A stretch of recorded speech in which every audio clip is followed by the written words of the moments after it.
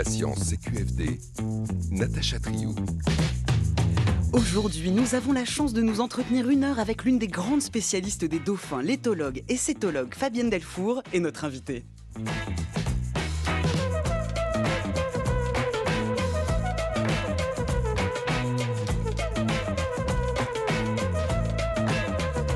Comment ces animaux perçoivent-ils le monde? Comment reconnaître et comprendre leurs émotions et comment se défaire de nos visions anthropocentrées? Depuis 30 ans, Fabienne Delfour cherche à aborder le dauphin dans sa singularité, à la première personne, en captivité comme en pleine nature.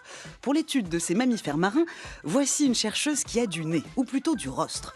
Porte-parole de l'éthologie constructiviste, tentons avec elle de nous glisser dans la peau de l'un d'entre eux et tendons l'oreille à ces génies de l'acoustique. Fabienne Delfour, parlez-vous dauphin? Bonjour Fabienne Delfour. Bonjour. Vous êtes éthologue, cétologue spécialisée en éthologie et cognition animale, enseignante à l'École nationale vétérinaire de Toulouse, membre associée de l'Institut Langage, Communication et Cerveau, basé à l'Université d'Aix-Marseille, et vous venez de publier au mois de mai le livre Dans la peau d'un dauphin, paru aux éditions Flammarion. Mille merci d'avoir accepté notre invitation. Merci à vous, vraiment merci beaucoup. Merci beaucoup, c'est en direct sur France Culture et merci à vous qui nous écoutez. N'hésitez pas à nous suivre sur Twitter, chaque jour on vous poste de nombreuses ressources complémentaires pour enrichir votre écoute. C'est sur notre fil @science CQFD. Alors, quelles sont les dernières avancées scientifiques sur la compréhension des dauphins? Qu'est-ce que l'éthologie constructiviste? Et quelle est votre méthode, Fabienne Delfour, pour mieux comprendre leur cognition? Nous sommes ensemble jusqu'à 17h pour répondre à ces questions. Et pour commencer, comment mieux comprendre comment ces animaux communiquent? On s'interroge depuis fort longtemps, c'est notre archive du jour. Maintenant, notre camarade Béville va nous parler d'une curieuse application des montages à transistor. L'application dont je vais vous parler est bien curieuse en effet, mon cher Carion, puisque le montage imaginé par un docteur de l'État de Virginie aux États-Unis ne sert à rien moins qu'à capter le langage des dauphins. Ah bon, parce que ce docteur prétend que les dauphins parlent. Il ne le prétend pas, il l'affirme même. Bon, bien entendu, ce langage est plus que rudimentaire, mais paraît-il, ces curieux animaux aquatiques émettent des sons différents lorsqu'il s'agit de signaler un fait à leurs congénères, par exemple annoncer un danger, indiquer la présence d'une nourriture intéressante pour leur collectivité. Mais enfin, qu'est-ce que vient faire le transistor dans tout ça? Toujours d'après ce docteur, les sons émis par les dauphins vibrent à une fréquence trop basse pour être perçus par l'oreille humaine. Et l'appareil à transistor remplit donc d'abord le rôle exact de changeur de fréquence et ensuite d'amplificateur. Ah, en effet, c'est astucieux. D'autant plus que l'animal, dont on a déjà constaté réellement l'intelligence, peut, à la façon du perroquet, apprendre à répéter des mots humains, et qu'ainsi, malgré un vocabulaire des plus réduits, on est arrivé à inculquer des petites phrases que le dauphin prononce, toujours en infrason, d'où l'utilité d'un changeur de fréquence pour l'entendre. Et qu'est-ce qu'on lui a appris, par exemple? Eh bien, par exemple, lorsque ce fameux docteur, qui se transforme alors en professeur dompteur, donne à son élève un poisson d'une couleur spéciale, le dauphin déclare « Bon poisson, j'aime poisson ». D'autant plus que si ces expériences donnent les résultats escomptés, il sera, paraît-il, possible de dresser les dauphins pour des missions spéciales. Rechercher les champs de mines, déceler la présence d'un submersible, et pour des missions moins dangereuses, les dresser, comme des chiens de berger, à aller chercher des bancs de poissons pour les diriger vers les filets des pêcheurs. Voilà une archive de 1961 de la radiodiffusion française. Comment écoutez-vous cette archive, Fabienne Delfour? En fait, il y a beaucoup de choses qui sont vraies, encore et toujours. Donc, le langage des dauphins, donc là, ils disent qu'il est assez rudimentaire. En fait, il est plutôt complexe. On qualifie ces animaux d'intelligents. Effectivement, ils ont des capacités cognitives élaborées. Ils sont capables d'apprendre. Après, communiquer avec des sons humains, ça, je pense que c'est quand même une gageure. Mais pourquoi pas? Donc, oui, ça me fait sourire, mais il y a quand même des bases qui sont là. Il y a l'idée aussi que si on plonge un micro en hydrophone dans l'eau, on va enregistrer des dauphins, mais qu'il y a une partie qui est inaudible à l'oreille humaine, ce qui est vrai. Donc, il y a quand même des choses qui sont véridiques. Alors ça, c'était communiquer avec les dauphins, c'est un vieux rêve. Cette archive qui date de 1961. Depuis, ceci dit, notre rapport à l'animal a beaucoup changé. Comment vous regardez justement les progrès de l'éthologie depuis? Alors, il y a eu une éthologie qui est, l'éthologie qui est la science qui étudie les comportements des animaux. Au tout début, avait imaginé que l'expérimentateur humain était là, un observateur assez distant. Et puis, petit à petit, on s'est rendu compte qu'on pouvait avoir une observation plus engagée, sans que ça perturbe réellement notre rapport à l'animal. Et puis, il y a les connaissances actuelles qui montrent que ce sont des animaux qui ont une vie mentale, qui ont des émotions, qui sont des êtres sentients. Je pense qu'on en reparlera. Donc là, on a un rapport plus éthique, je pense aussi, avec les animaux. Vous êtes l'une des porte-paroles de l'éthologie constructiviste. Comment définiriez-vous cette discipline? Alors, cette éthologie constructiviste se nourrit d'une philosophie qu'on appelle la phénoménologie, qui a été vraiment bien développée en France, notamment par Merleau-Ponty. Et elle envisage l'animal pas comme un représentant d'une espèce uniquement, mais comme un sujet en part entière. Donc, il y a une vie mentale, qui a des désirs, des croyances, qui est capable d'avoir du plaisir, qui a une biographie, qui vit sa vie à la première personne.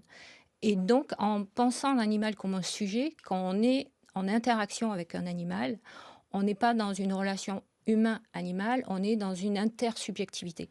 Et donc là, ça change tout, parce que ça change même la façon dont on va poser les questions.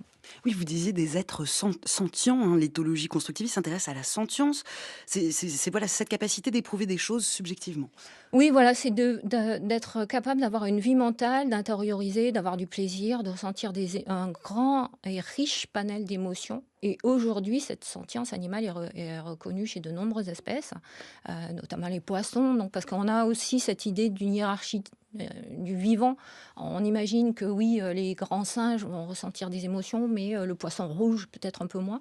Et aujourd'hui, cette éthologie montre qu'il n'en est rien, que les poissons ont des émotions aussi. Il y a deux courants différents. Il y a l'éthologie objectiviste et l'éthologie constructiviste. Quelles sont les différences? Oui, donc l'éthologie objectiviste avait cette idée de rester en retrait et de mener des protocoles expérimentaux, d'avoir une expérimentation animale. Donc il y avait beaucoup d'études qui étaient faites en laboratoire. Et puis l'éthologie constructiviste s'est dit, ben oui, peut-être, mais on peut aussi avoir peut-être un autre rapport à l'animal et ne pas l'imaginer comme uniquement un être biologique qui va réagir à des stimuli, mais peut-être qu'il a une vie mentale plus complexe qu'on peut imaginer, et donc rentrer dans cette sphère mentale. Vous évoquez la hiérarchie du vivant. Il y a aussi cette hiérarchie de l'intelligence. Les progrès de l'éthologie nous ont montré que Sapiens n'a pas le monopole de l'intelligence. Ça n'a pas vraiment de sens de parler d'une intelligence animale ou de l'intelligence d'une espèce. Tout à fait. On va parler des intelligences puisqu'ils vont vivre dans des écologies qui sont différentes, ils vont faire des expériences différentes, ils ont des sensorialités différentes. Donc, ils vont vivre le monde de manière différente. Et voilà, on est dans un studio radio, on vit cette expérience en tant qu'humaine.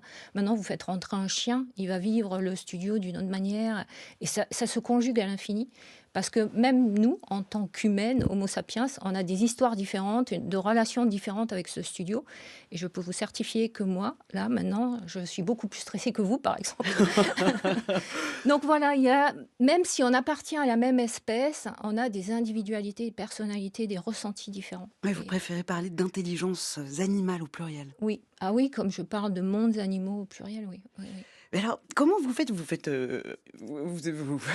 allusion à ce studio, à votre niveau de stress, et là vous mettez le doigt sur quelque chose que je trouve assez intéressant dans le travail de l'éthologie. Comment on fait pour éviter l'écueil d'attribuer aux animaux des caractéristiques humaines? C'est difficile, hein, car vous, moi, celles et ceux qui nous écoutent, on reste humains dans notre conception du monde. Comment se défaire de nos visions anthropocentrées? Alors, oui, ça c'est extrêmement compliqué et ce travail il va se faire a posteriori. On va essayer déjà de poser des questions qui sont plutôt animaux-centrées. Et donc, en l'occurrence, plutôt dauphins-centrés, parce que je connais leur biologie, parce que je connais leur sensorialité. Je vais peut-être poser des questions qui sont plus orientées vers l'acoustique, vers un monde sensoriel particulier. Maintenant, attribuer des qualités humaines aux animaux, parfois, ça permet de faire des ponts. Je peux amener mes collègues ou mes étudiants à comprendre le monde des animaux en faisant des parallèles. Tout en disant, voilà, c'est à peu près comme nos émotions humaines, c'est à peu près comme... Ça permet d'avoir un rapprochement. Maintenant, ce qui est dangereux, je pense que c'est l'anthroporéférencement, c'est-à-dire imaginer que le monde est uniquement vécu de manière humaine par tous les êtres vivants. Et là, on se retrouve à hiérarchiser le vivant, à faire que les animaux, ce sont des sous-hommes ou des presque humains, mais qui ne sont pas tout à fait bons à devenir des humains. Donc, c'est éviter cet écueil-là. Vous dites il faut poser des questions. Le De dauphin. Quelles questions on pose à un dauphin? C'est un animal qui est essentiellement aquatique, qui vit dans un univers acoustique extrêmement riche. Et nous, humains, nous sommes des êtres très visuels. Donc peut-être oublier de poser des questions sur comment il voit son monde en couleur, de quelle couleur, et peut-être plutôt réagir, enfin poser des questions sur comment il réagit à des univers acoustiques, à des paysages sonores, comment il transmet ses émotions, comment se passent ses apprentissages.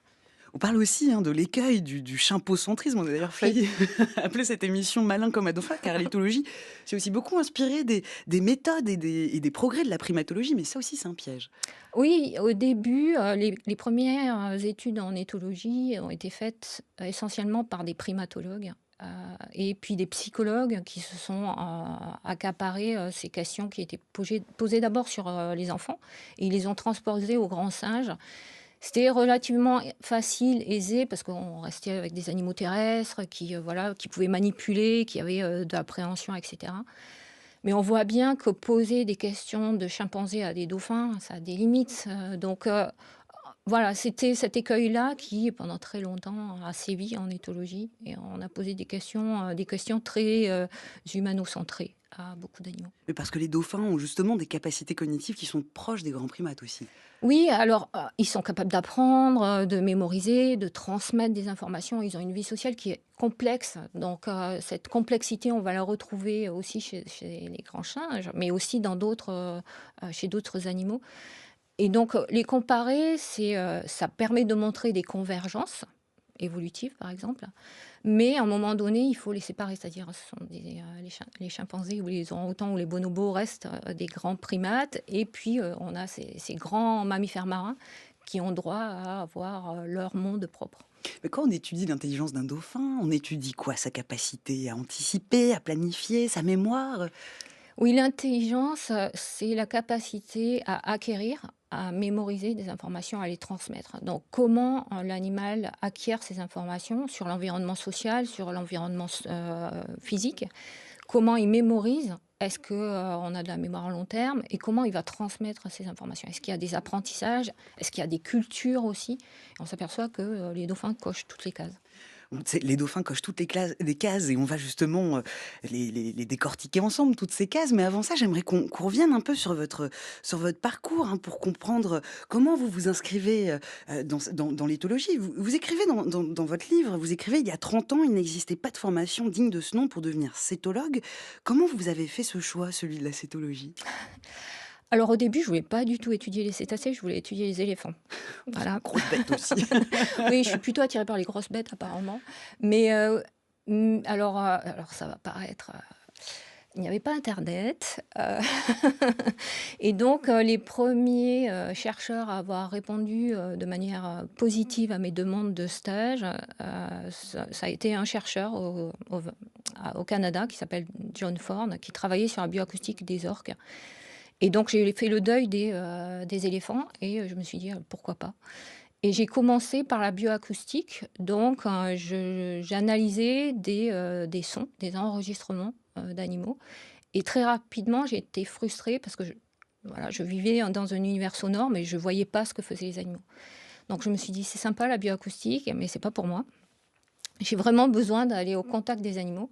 Et j'ai choisi l'éthologie. 30 ans après, je reviens à la bioacoustique, que je combine avec l'éthologie. Mais voilà, ce qui me manquait, c'était ce que je voulais. Et ça, c'était vraiment au sens littéral, je voulais m'immerger avec les animaux. L'immersion avec les dauphins. Oui. Là, dans votre parcours, vous faites une rencontre déterminante au cours de l'été 2000. Aux Bahamas, vous rencontrez Denise Erzing, qui est pionnière de l'étude des dauphins. C'est à ce moment-là que vous commencez donc à vraiment vous intéresser plus précisément à ces animaux. Comment ça se passe, cette rencontre et ce déclic? Donc, d'abord, j'ai forcé vraiment mon université à Toulouse, l'université Paul Sabatier, pour m'inscrire en thèse. Et donc, à la fin de ma thèse, je pars en postdoctorat à Hawaï. Et dans mon laboratoire, une chercheuse américaine vient visiter le laboratoire, c'est Denise Erzing. Et on échange. Et à la fin de son séjour, elle me propose de venir travailler avec elle. Je ne la connais pas. Et je découvre un univers dans lequel j'évolue toujours. Elle étudie les dauphins achetés aux Bahamas Et elle a cette observation immergée. C'est un peu la Jane Goodall des cétacés, puisque elle passe ses étés à bord de son bateau et quotidiennement, elle va filmer la vie des dauphins, elle va documenter la vie des dauphins. Et en fait, c'est ça qui me plaît. Donc, je pars c'est l'été 2000, la première fois que je pars avec elle. Et là, effectivement, on est hors du temps, parce qu'on est sur un bateau au milieu de nulle part. Pendant 15 jours, on vit vraiment dauphin, du matin au soir. Et c'est ça qui me plaît. Et c'est ce que je fais depuis 30 ans. Mais comment ça se passe justement, un peu plus précisément, sur le terrain, l'observation des dauphins sur le long terme? Comment vous travaillez en mer? Si vous pouvez nous donner à imaginer votre travail. Alors, il faut se lever tôt. Je le dis à tout le monde. Déjà, oui, voilà, les observations commencent très tôt. Qu'il fasse beau ou qu'il pleuve, on va à l'eau avec les animaux. On s'immerge si les animaux le souhaitent. Donc déjà, sur le bateau, de la manière dont ils vont approcher le bateau, qu'ils restent autour ou qu'ils partent, vous pouvez avoir un petit aperçu de leur motivation à ce que vous veniez à leur côté. Une fois dans l'eau, c'est pareil.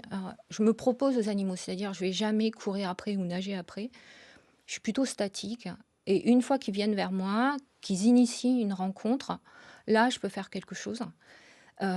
Et pendant 30 ans, on va développer cette méthode-là. Les animaux, très rapidement, ils vont comprendre qu'on est là en observateur, qu'il n'y a pas grand-chose à faire avec nous.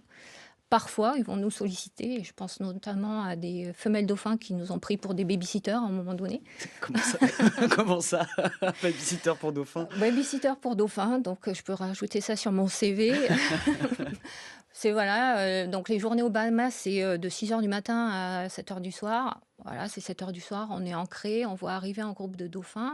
Très rapidement, on voit que ce sont des femelles avec des jeunes, donc voilà, une nurserie. On s'immerge pour prendre des photos, des vidéos, et puis les femelles partent, et on se retrouve à garder 5 petits dauphins, avec sous la responsabilité de 3 humaines. Et ce moment-là m'a posé question. D'abord, il témoignait d'une grande confiance à l'égard des humains. Je pense que c'est pas arrivé par hasard, parce que c'était le bateau de Denise Erzing, l'équipe, voilà. Donc les animaux connaissaient ce bateau, nous connaissaient. Mais je me suis questionnée sur le fait que, en fait, je voulais pas que les dauphins laissent leurs petits à garder aux humains. Donc voilà, ça permet ce type de rencontre, ça permet des observations de leur vie au quotidien sans avoir un réel impact. Et c'est ça qui me plaît, être témoin d'eux sans être acteur d'eux. Alors, comment les méthodes de Denise Erzing vous ont-elles inspiré? Comment étudier les dauphins? Quels sont vos outils et ceux des cétologues? Restez avec nous, on poursuit cette expérience dolphinienne du monde.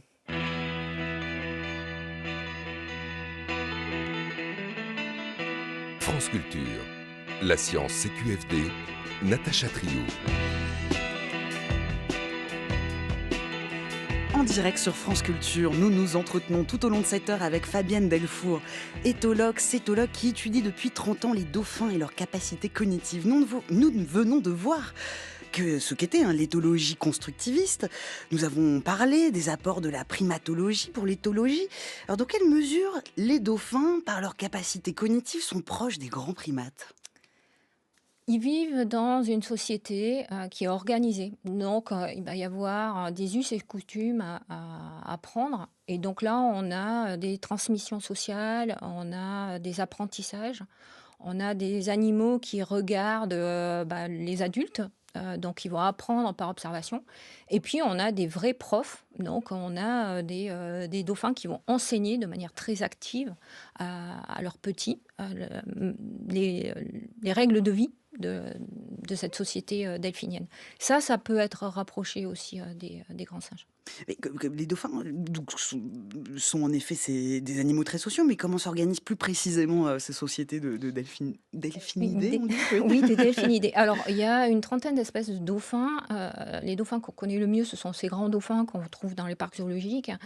Ces dauphins-là vivent dans une société qu'on qualifie de fusion-fission. Donc, c'est un terme assez barbare, mais qui est relativement simple. C'est-à-dire, il y a une organisation qui est propre au mâle, Euh, Dès le plus jeune âge, les mâles vont trouver un partenaire qui va devenir leur compagnon à vie. Donc on a des duos de mâles, des amitiés masculines qui sont pérennes sur toute la vie. Les femelles, ce sont des opportunistes sociales. Elles ont un réseau social beaucoup plus flexible. Si elles sont gestantes, elles vont partir avec le groupe des gestantes. Une fois qu'elles ont leurs petits, elles restent avec les femelles qui ont des petits. Une fois que le petit est sevré, elles repartent avec les femelles non suitées, donc qui n'ont pas de petits à charge.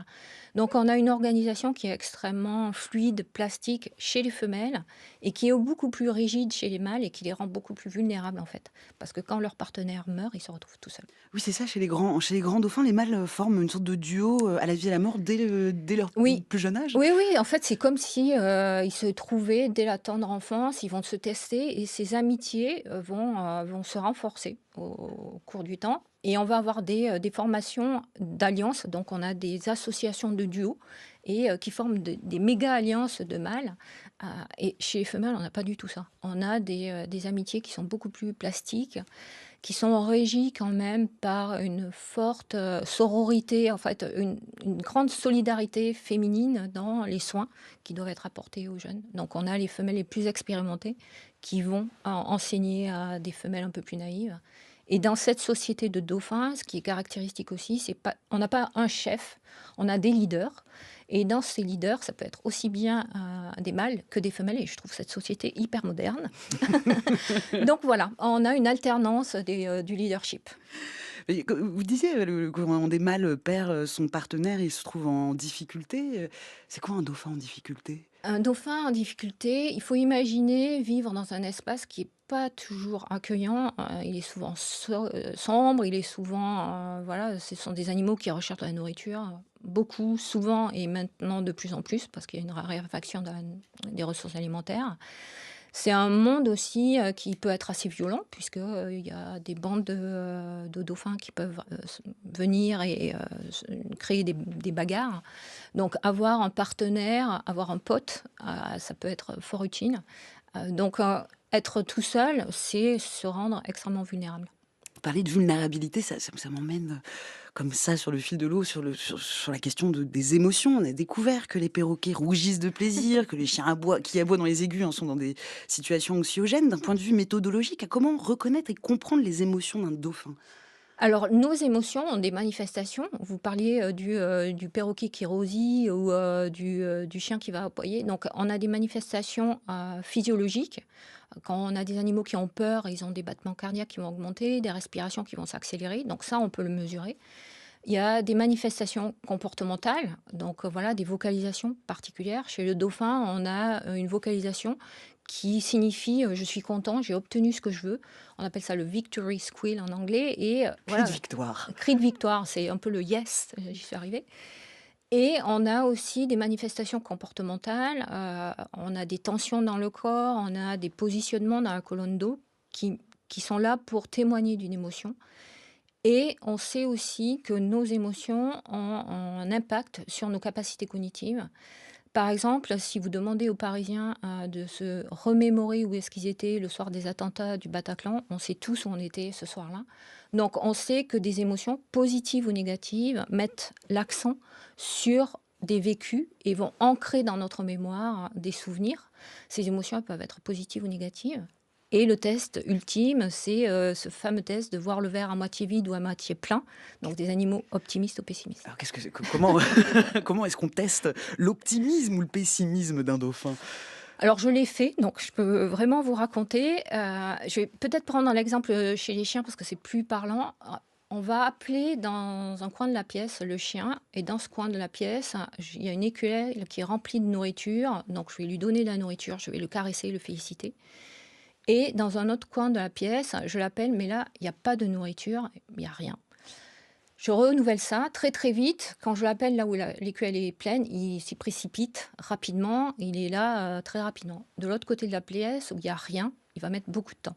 Le test pour savoir si l'animal est optimiste ou pessimiste, c'est se mettre à équidistance entre l'écuelle pleine et l'écuelle vide et chronométrer le temps d'arrivée du chien. En fait, si le chien est optimiste, dans sa tête, alors là, je vais faire de l'anthropomorphisme, dans sa tête, il se dit, c'est quand même super proche de l'écuelle où il y a de nourriture, donc il y a de fortes chances que j'ai quelque chose. Le chien qui est pessimiste, il va se dire: «C'est quand même super proche de l'écuelle où il y a rien, donc c'est pas la peine que j'y aille à fond parce que j'aurai rien». Donc voilà, tout simple. Et donc avec les dauphins, c'est avec Alors on change les écuelles et les croquettes, par des poissons, mais ça marche aussi bien. Ça, vous l'avez testé, si je dis pas de bêtises, vous l'avez testé au delphinarium du parc Oui. Astérix. Ça veut aussi dire ça que les observations en pleine nature ou les observations dans les parcs zoologiques, ce sont des observations importantes qui permettent aussi de faire avancer la recherche? C'est une approche complémentaire? Oui, c'est tout à fait complémentaire, c'est-à-dire, on va parfois poser les mêmes questions à des dauphins en parc zoologique et des dauphins en milieu naturel et parfois on va avoir une complémentarité. D'abord, il y a une facilité, une accessibilité des animaux en parc zoologique. On peut, créer, tester des dispositifs, en parc zoologique pour après les amener en milieu naturel, ce que j'ai fait. Et cette complémentarité est extrêmement riche et je vous disais au début quand je suis partie à Vancouver, John Forn travaillait en parc zoologique et en milieu naturel et en fait cette méthode-là m'a inspirée parce que ça me permet d'avoir peut-être un peu plus de lucidité et d'humidité aussi, par rapport à ces 2 environnements où j'entends c'est assez facile de cracher sur l'un et d'encenser l'autre et c'est pas aussi, simpliste, caricatural. Donc j'aime bien avoir les 2 pieds dans ces 2 environnements et je pense qu'à ce jour, je suis la seule en France à avoir passé 30 ans aussi bien en parc zoologique qu'en milieu naturel. Puisqu'en effet, de 2006 à 2021, vous avez été directrice scientifique du delphinarium du parc Astérix. Et d'ailleurs, vous avez aussi, il me semble que c'est dans ce même parc, hein, que vous avez découvert, on parlait d'émotions négatives, vous avez aussi découvert une manifestation physiologique d'une émotion négative d'un dauphin. Ah, vous parlez du cortisol ou? Oui. Exactement. Donc voilà, j'avais l'envie, d'essayer de doser, le stress d'évaluer le stress chez des populations sauvages. Mais avant ça, on a mis au point, la méthode dans un parc zoologique et c'est un vétérinaire qui s'appelle Karl Merciera, qui a avec, l'école vétérinaire de Maisons-Alfort, qui a fait sa thèse dessus et donc qui nous a permis d'étalonner, cette évaluation qu'on a transposée en milieu naturel. Donc aujourd'hui, on récolte des cacas de dauphins, des excréments, dans lesquels on va doser le cortisol qui est cette hormone de stress qu'on va retrouver, voilà, dans la peau, dans les fesses, dans les urines, dans le sang et c'est une façon non intrusive d'accéder à cette hormone-là, chez les dauphins sauvages. On parle en effet, hein, de dauphins qui sécrètent de fortes concentrations d'hormones lorsqu'ils sont stressés. Continuons de parler de leur intelligence. Je vous propose un extrait, une lecture de votre ouvrage Dans la peau d'un dauphin. La première question que nous, humains, nous posons face à une espèce différente est sans doute: est-elle aussi intelligente que nous? Homo sapiens a une fâcheuse tendance à classer le vivant en fonction de son brio supposé. Les grands singes, et en particulier les chimpanzés, sont souvent considérés comme les animaux les plus malins. Les dauphins ne sont pas loin et occupent une place de choix dans ce podium que nous avons créé de toutes pièces. Or, pour l'éthologue que je suis, cette hiérarchie a peu de sens. Les animaux vivant dans des environnements différents, leurs univers mentaux, sont tous dissemblables, de sorte que prétendre comparer leurs capacités cognitives tient de la gageure scientifique et épistémologique. Un exemple ? Faisons un test. Nous sommes immergés ensemble dans une piscine, les yeux fermés, et je vous pose la question: où se trouve dans le bassin le gros ballon lesté qu'un assistant vient de mettre à l'eau? Comment ça? Vous n'y arrivez pas? Allez, faites un petit effort, vous êtes une espèce intelligente. Vous êtes un être humain. Les dauphins passent les tests avec aisance et brio, alors pourquoi pas vous? Vous voyez que la hiérarchisation des intelligences comporte une bonne dose d'absurdité. Je vous vois sourire pendant cet extrait, Fabienne Delfour. C'est extrêmement émouvant en fait. C'est la première fois que j'entends une lecture de mon livre. Donc je suis émue. Mais oui, ben, voilà, vous avez choisi un paragraphe qui me tient à cœur parce que c'est vraiment le cœur de mon ouvrage. C'est changer de perspective. Et tout au long de ce livre, j'ai vraiment voulu amener le lecteur à changer de perspective. En début d'entretien, vous avez aussi parlé, évoqué la culture de dauphins. Qu'est-ce que c'est justement de cette culture-là? Alors, ce sont des apprentissages qui vont être mis en place par des communautés d'animaux qu'on va retrouver à un endroit particulier, géographiquement, et qu'on ne va pas retrouver ailleurs. Alors, je vais donner un exemple qui est assez caractéristique. En Australie, les grands dauphins ont développé ce qu'on appelle une pêche à l'éponge. Ils vont récolter des éponges et ils vont se protéger le rostre, Le bout de nez, donc. voilà, le bout de nez, avec cette éponge-là pour aller chercher des poissons dans les rochers. Donc, c'est un moyen très créatif, ingénieux de ne pas se blesser quand ils recherchent les poissons. Et ça montre déjà, alors il y a plusieurs processus, déjà de l'anticipation, planifier la tâche, c'est quand ils savent qu'ils vont aller pêcher, ils vont d'abord récolter ces éponges-là. On s'aperçoit aussi que plus ils sont experts dans cette pêche aux éponges et plus ils sélectionnent les éponges les plus robustes, ils vont pouvoir s'en servir longtemps. Et on s'aperçoit que ce sont les mères qui vont apprendre à leurs petits à utiliser cette technique-là. Donc il y a un apprentissage.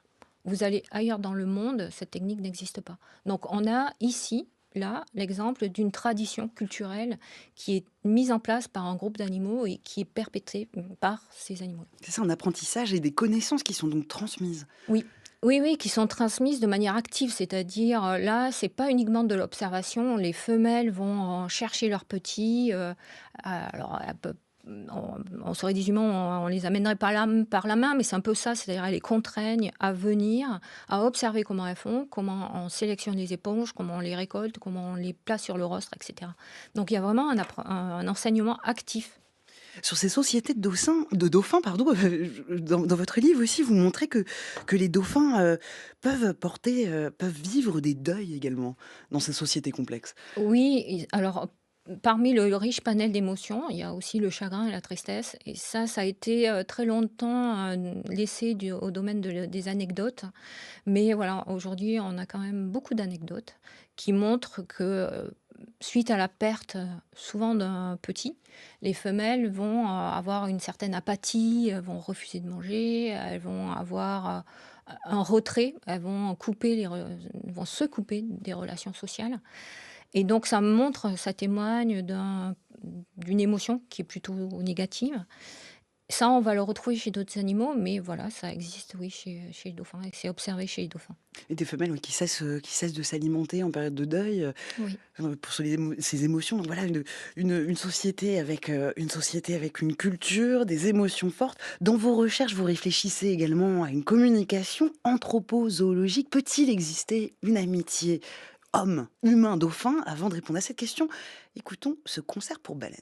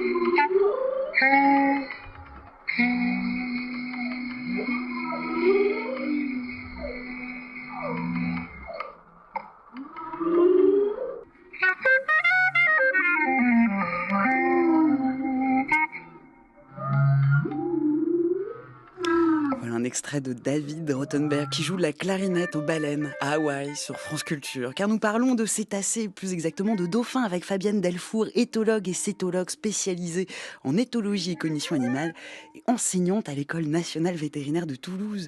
Comment ça vous fait réagir, ces projets qui mêlent art et science avec des musiciens qui jouent comme ça de la musique aux cétacés? Alors j'adore, d'autant plus que je monte des projets à art et sciences aussi, avec Olivier Adam. Olivier Adam, d'où nous allons parler dans quelques instants. Voilà. Et en fait, ces projets à sciences permettent d'oser poser d'autres questions que nous, scientifiques, peut-être n'aurions pas pu ou n'aurions pas osé poser. Et cette transversalité est extrêmement riche. Ça permet de faire des pas de côté? Ça permet de faire des pas de côté, ça permet justement d'approcher les animaux sur le versant émotion. Et voilà, on est vraiment au cœur du sujet. Donc oui, la musique, l'art, que ce soit la photo, la vidéo, se combinent très très bien avec la science. Alors, en tout cas, cette clarinette de David Rothenberg, ça m'a mis des frissons, mais que sait-on de la perception d'un dauphin? Comment un dauphin perçoit le monde?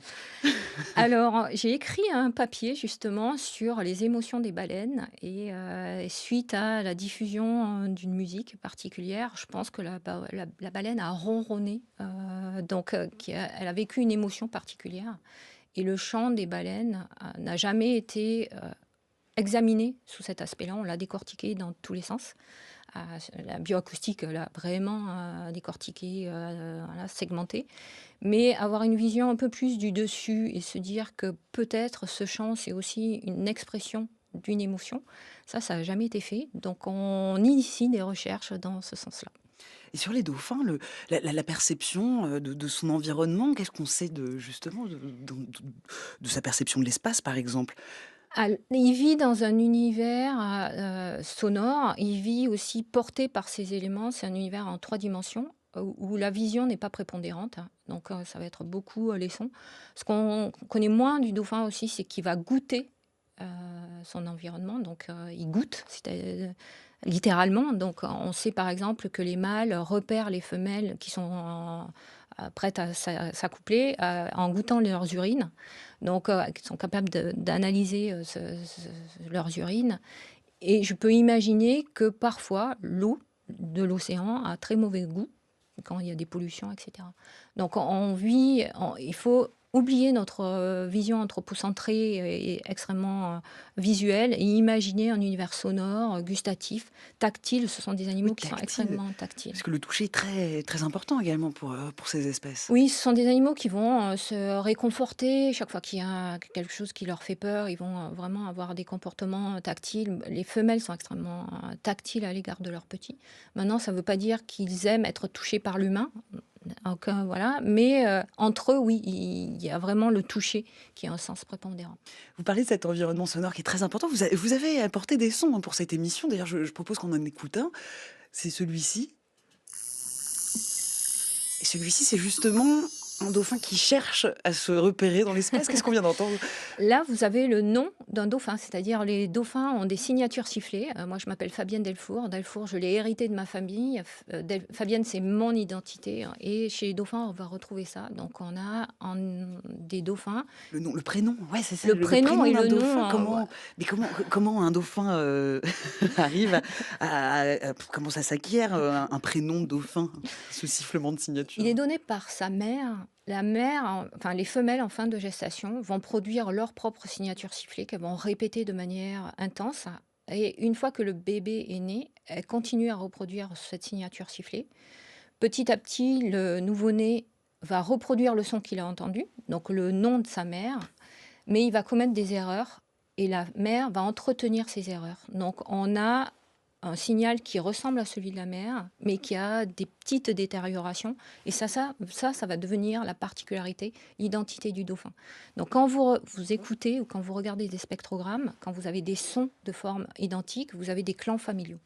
Oui, ça c'est vraiment, on assiste là à une co-construction de la signature par la mère et l'enfant pour établir ce sifflet, Oui. ce sifflet signature. Voilà, mais ça c'est extrêmement important parce que le bébé a une part active dans l'acquisition de son son, mais ça veut dire aussi qu'il fait partie du clan, fait partie de cette famille-là, de cette société-là. Et on sait bien que pour vivre pleinement et sereinement dans une société, il faut être un membre actif. Et lui, dès le plus jeune âge, il est actif. Une des manières donc de mieux comprendre les dauphins est d'étudier les sons qu'ils émettent à travers leur communication. Et en ce sens, la bioacoustique des cétacés est une discipline qui a levé le voile sur un grand nombre de mécanismes biologiques et comportementaux. Et bonjour Céline Lausanne. Bonjour Natacha. Pour le reportage du jour, vous êtes allé voir un bioacousticien au laboratoire Jean-Roland d'Alembert à Sorbonne Université l'université pour écouter le chant des dauphins. Oui, les chants, les vocalisations, et on parle même de grammaire. Olivier Adam, bioacousticien, explore le monde des cétacés par le son.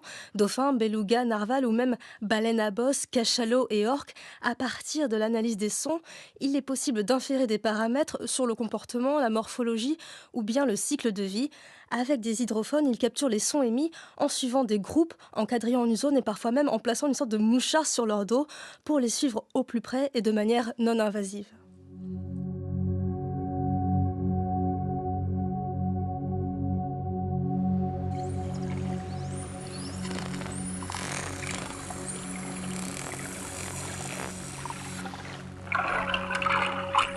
Les dauphins, en fait, c'est des sifflements et des clics. Et puis, il y a des buzz. Il y a pas des trucs comme ça. C'est des clics très proches les uns des autres. Sifflements et buzz. Et alors, ils le font en même temps. C'est ça qui est intéressant, c'est qu'ils arrivent à les générer en même temps. Et Anatomiquement, ils ont, bien sûr, ils n'ont pas de corde vocale, mais non, c'est pour les odontocètes, c'est des membranes qui viennent claquer l'une contre l'autre, qu'on appelle des lèvres de singe ou des vocal lips, des lèvres vocales.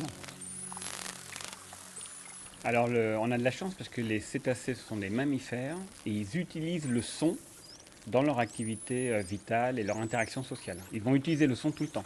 Donc l'idée c'est de savoir quelle est la signification de ce son. Est-ce que ce son a un rôle dans leur structure sociale? Et donc on a plein de façons de le faire. On peut utiliser des hydrophones à partir d'un bateau. Par exemple, lorsqu'on est assez proche des cétacés, on met un hydrophone qui est un microphone étanche dans l'eau. Et puis on va enregistrer tous les sons. Le son se propage plutôt bien dans les océans. Donc ça c'est une technique. L'autre technique c'est de mouiller un hydrophone pendant une certaine période de temps, genre une semaine, un mois, un semestre, voire une année. Et là ce qui est intéressant c'est qu'on va observer en fait dans une zone précise s'il y a une fréquentation particulière d'espèces de cétacés. Si oui, est-ce qu'ils sont résidents? Est-ce qu'ils font des migrations? C'est-à-dire, est-ce qu'ils viennent qu'une partie du temps? Voilà, tout ça c'est intéressant. En fait déjà, alors, dans les groupes de cétacés, c'est des espèces sociales, donc ils sont toujours en groupe. C'est rare d'avoir des cétacés qui sont tout seuls et qui émettent des sons à ce moment-là. Mais généralement, ils sont en groupe. Et en fait, chez les odontocètes qui sont beaucoup plus vocaux que les mysticètes, le truc c'est que c'est la vraie cacophonie. Quand on écoute un groupe, on a du mal à savoir qui émet quoi, parce qu'en fait, ils vont émettre des sons en même temps. En plus, ils sont mobiles. Et ce qu'on fait avec Fabienne Delfour, c'est qu'on a développé un système qui s'appelle Cétoscope, qui est basé avec une caméra 360. Donc comme ça, on a toute l'information dans tous les sens de où sont les dauphins. Et on a 4 hydrophones qui nous permettent de trianguler le son. Et donc on sait qui émet quoi. Et donc quand on voit une scène qui se déroule, eh ben, on va voir quel est le dauphin qui arrive en cliquant ou en étant silencieux. Quel est le dauphin qui part sans avoir émis de son ou au contraire avoir émis des sons, etc. Et donc on peut voir s'il n'y a pas une hiérarchie, soit une hiérarchie de posture, soit une hiérarchie du son, des sons qu'ils émettent, quoi. Donc le dispositif de recueil et d'analyse, enfin de mesure, dépend de la question qu'on se pose en fait. Soit on suit l'individu, soit on quadrille un périmètre prédéfini pour voir ce qui se passe. La méthode dépend de la question qu'on se pose. Voilà, donc par exemple, quand on fait des enregistrements à partir d'un bateau, on est en observation d'un groupe de cétacés en particulier, et on va pouvoir utiliser cette information acoustique pour savoir, par exemple, quelles sont les émissions sonores qu'ils utilisent, éventuellement où ils sont dans l'océan, à quelle profondeur ils sont dans l'océan, parce qu'on peut faire de la triangulation, c'est-à-dire de la localisation à partir de l'acoustique. Par contre, quand on utilise des hydrophones qui sont mouillés dans une zone, là c'est une autre question scientifique. Là, ce qu'on veut, c'est recenser en fait les espèces et de savoir quand est-ce qu'elles sont présentes dans cette zone en particulier. Et la troisième méthode, c'est lorsqu'on veut faire du comportement.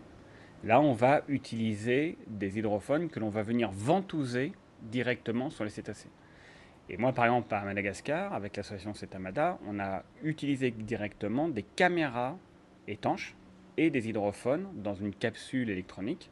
Et du coup, on le colle gentiment sur le dos d'une baleine à bosse ou d'un baleineau. Et ils partent avec, pendant 2 heures ou 3 heures ou 4 heures, jusqu'à une dizaine d'heures, avec un petit système avec eux. Et du coup, ils s'auto-filment et ils s'auto-enregistrent. Et là, on peut faire du comportement, du coup, parce qu'on peut lier, en fait, leur activité, leur position par rapport à leur mère, par exemple, dans les interactions mère-baleineau, et puis les sons qu'ils émettent entre eux, quoi. Là, je peux faire écouter du narval. Le narval, c'est ça, les dauphins avec des avec des cornes.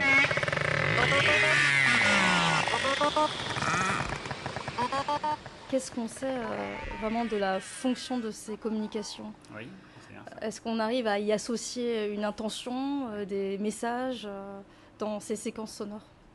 Eh ben oui.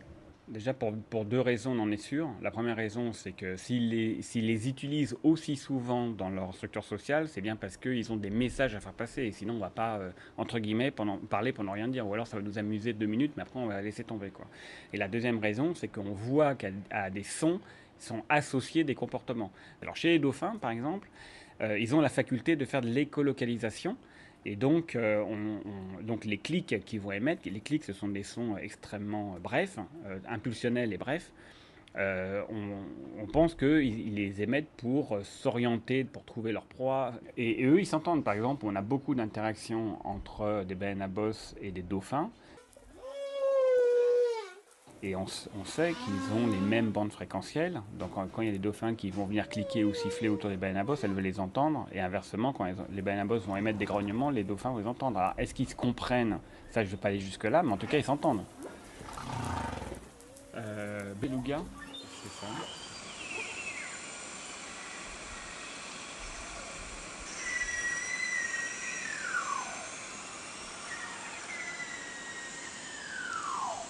Alors ces sifflements, ça fait plus penser à des oiseaux C'est ça, dans qu'à une des jungle. cétacés, voilà, exactement.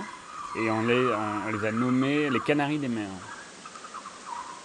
En fait, ce qui est important, c'est de voir que quand on communique avec le son, si jamais on est dans des zones qui sont bruyantes, et notamment à cause des activités humaines, ça fait beaucoup de bruit et ça va gêner très fort les cétacés. Il y a même des activités humaines qui sont bruyantes et le bruit est responsable d'échouages, par exemple.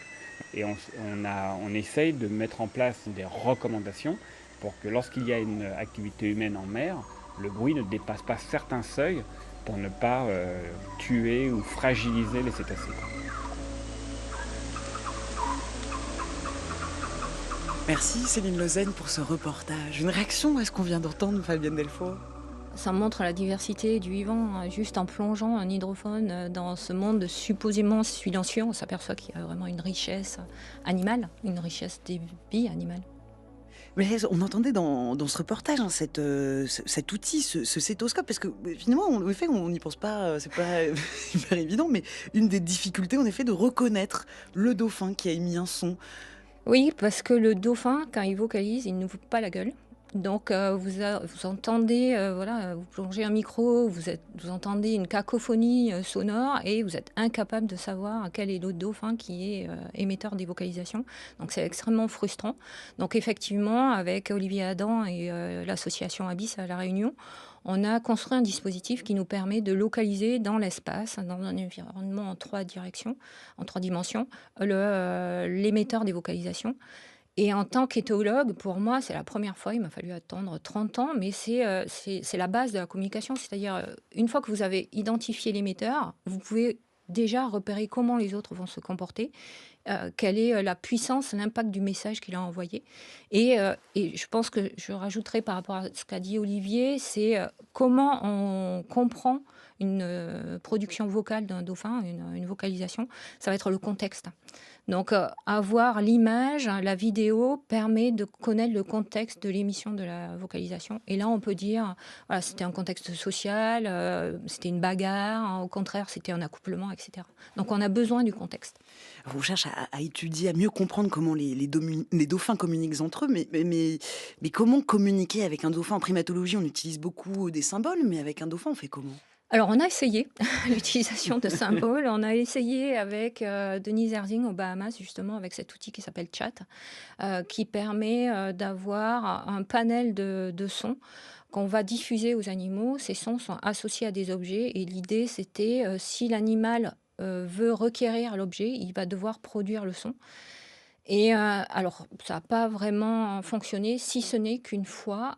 Donc, on est en interaction, les dauphins partent. Et comme à leur habitude, ils nous ont volé un objet qui est en l'occurrence un foulard. Et Denise dit on n'a qu'à essayer de rappeler le foulard. Donc on émet le son foulard, foulard, foulard.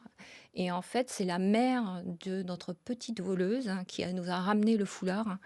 Donc Est-ce que c'est une coïncidence? Est-ce que c'est une anecdote? Très certainement, mais ça nous montre il y a peut-être une porte qui peut être ouverte vers une communication homme-dauphin. Mais ce traducteur vocal instantané, est-ce qu'il y a une façon d'améliorer le dispositif? Ou c'est un projet avorté? C'est un projet qui est toujours en cours. Alors, justement, aujourd'hui, il se nourrit de l'intelligence artificielle puisque Denise est en partenariat avec Google, donc qui a mis de gros moyens pour analyser, les sons et on s'aperçoit qu'il y a des patterns, donc des sons qui sont, produits dans des contextes particuliers et ces sons, qui sont émis dans des contextes particuliers, qui sont répétés, ils ont certainement une fonction particulière, donc on en est là aujourd'hui. Cette anecdote, en tout cas du foulard, ça me rappelle, une autre anecdote que vous racontez, dans votre livre. Vous racontez justement votre amie, une amie au delphinarium au parc d'Astérix qui perd sa boucle d'oreille dans le bassin et un dauphin qui lui récupère, qui lui rend sur le bout de son rostre et puis, est-ce que ça peut être l'illustration d'une amitié entre l'être humain et le dauphin? C'est des questions que vous posez, tout au long de vos pages également. Ça témoigne d'une attention mutuelle, c'est-à-dire, nous humains pensons que nous sommes les seuls à diriger une attention particulière sur les animaux, quand on a une affection particulière pour eux et en fait, il en est rien. Je ne sais pas si vous avez un chat ou un chien, mais vous voyez bien que votre chat ou votre chien vous regarde, vous observe et on s'aperçoit qu'avec les dauphins, c'est la même chose. Donc, des proximités, des affections, peuvent entraîner, et construire des amitiés interspécifiques et une illustration de cette amitié interspécifique, c'est l'anecdote que vous racontez, oui. Mais par rapport au parce que là, on parle d'un dauphin en captivité, mais avec un animal sauvage. Avec un animal sauvage, ça va demander voilà, une familiarisation, une répétition des interactions, mais c'est laisser la place à l'autre pour initier des choses. Et souvent, dans nos interactions avec les animaux, c'est nous qui sommes à l'initiative d'eux, c'est nous qui choisissons le moment de l'interaction, le type d'interaction, c'est nous qui la finissons, cette interaction. Et quand vous laissez l'animal initier, là, vous pouvez avoir ces amitiés qui se mettent en place. Et Denise Erding, qui a passé 30 ans avec une communauté de dauphins, a des individus qui lui portent une affection particulière. Donc, que ce soit en parc zoologique ou en milieu naturel, oui, c'est possible. Parce que votre livre présente donc une réflexion éthique sur la construction d'une amitié anthropozoologique avec un animal sauvage, mais notre relation à l'animal, elle est également profondément interrogée avec le réchauffement climatique et la crise environnementale actuelle, parce que les dauphins, on arrive sur cette fin d'émission et on ne peut pas ne pas en parler, les dauphins aussi ne sont pas épargnés par le réchauffement climatique. Oui, en 25 ans, si je parle des Bahamas, j'ai vu vraiment le paysage des Bahamas changer. Donc, ce milieu a été colonisé par des algues qui sont dues à ce réchauffement de l'eau. Ils ont été victimes d'ouragans, donc on a eu des populations qui ont été décimées par la violence des ouragans. Donc oui, on voit les traces du réchauffement climatique sur le milieu terrestre, mais il ne faut pas oublier que le milieu aquatique est aussi victime de ce réchauffement-là. Oui, certaines espèces de rivets sont déjà en voie d'extinction ou éteintes également. Oui, oui, oui. Donc, le dauphin du Gange, les dauphins d'eau douce, il y a des dauphins qui vivent dans des lieux qui sont pressurisés par ces changements climatiques et par les activités anthropiques, et donc oui, qui sont mises en danger. Oui. Vos futurs projets d'ailleurs sont en lien avec la compréhension, la résilience des dauphins face au changement climatique. On peut parler de ces deux derniers projets avant de se quitter. Oui, merci de me laisser présenter ces deux projets. Le premier projet est fait avec la fondation One Ocean. Et là, c'est vraiment une chance extraordinaire puisque ce sont des personnes qui viennent du monde de l'image, qui ont un intérêt, une appétence pour la science et qui vont mettre leur expertise au service de la science. Donc c'est John Jackson, Thomas Labouras, qui sont vraiment réalisateurs de documentaires animaliers engagés. Et puis il y a Alexis Rosenfeld, un grand photographe qu'on ne présente plus, Armel Ruy, qui est un breton sensible au vivant, et Steven Surina, Steven a mis en place une fondation qui s'appelle le Shark Education, pour qu'on voit les requins de manière différente. Et grâce à eux ou avec eux, on a pu documenter la migration des sardines en Afrique du Sud. Voilà comment justement le changement climatique, comment le changement climatique peut affecter les dauphins. Merci beaucoup, Fabienne Delfour.